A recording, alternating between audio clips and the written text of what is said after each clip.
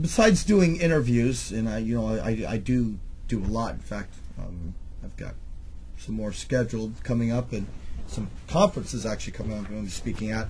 I do a lot of personal, sometimes one-on-one or small group work, and I'm not a licensed therapist. I never will claim to be.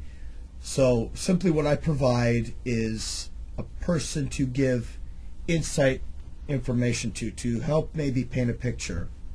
And what I mean by that is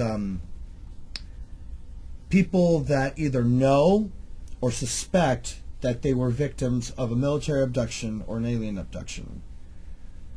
Because of my extensive experience with it, I will work with these people. And a lot of them are women, so I help them out. And I've been doing that, and a lot of them have really, doors have opened up, and they've felt better, which in turn makes me feel good.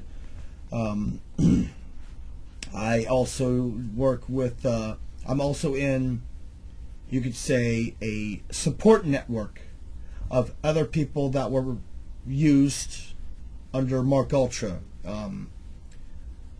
They're not all speaking out, but we support each other. It's like our little support network, a little support group. So I do that as well.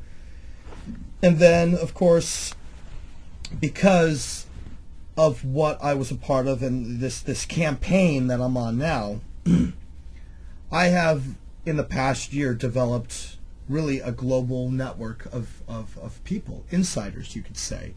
I have people that, and I'm not going to name agencies because it's just better that way. But let's just say that I have people on the inside of federal, government, military, and industrial, militarized, complex companies globally. Here in the United States, Australia, UK, and other countries. So, and also some, ex-Black Ops, ex-Special Forces. And what I'm getting at is they give me information. I take that information and I decide what information needs to be, at that time, made public. It's not that I'm purposely withholding information because I don't want people to see it, but things have to be done carefully. It's like a chess game. I play a chess game with the government, and right now we're at a stalemate, and I like it that way because that keeps me and others safe. So what are some of the topics that I have researched? Obviously Mark Ultra's the main one, but then the secret space program, the Illuminati, the industrial military complex, such as organizations like SRI and DARPA. I also cover, I do a lot of work as far as with HARP, chemtrails, media mind control, secret societies. The list is huge, actually. And all this stuff, I put out information. I actually have in my possession around 30,000 documents of information, of whether it's government documents or documents from certain companies that have contracts or research companies. And I get a lot of inside information. And basically, it's all going to be getting released once I get this website that I'm working on getting developed. So it's going to be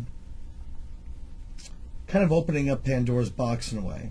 But not a bad Pandora's box. This is going to be this is like a good Pandora's box. And when people see the information that's on this website, I think they're going to be pretty blown away. Even some of the people that have, I guess you could say, have been following my work and that I've talked with, they're going to see some information on there that, they're going to be quite shocked that I've been able to acquire. Because I've been able to acquire some pretty... I look at this stuff and it doesn't really bother me, but then again, nothing really phases me. Nothing really surprises me. But a person who has not grown up in the world that I grew up in would see this information and be pretty shocked. So, I expose the truth, but I also protect those who are helping me expose the truth. The little nickname in my little circle of other people that are part of my culture, they actually call me Guardian. But there's other reasons for that, because there's been times when they've been threatened and, I responded and neutralized the situation. So, I'm a busy guy, I guess. I deal with a lot of stuff, but it's all for a very, very... There's a method to my madness. Some people say, Aaron, you're crazy for coming out in public and talking about this. And I used to be in contact with a couple of people from my old team, my old Sentinel team, something else I can talk about another time. But they expressed to me very briefly that,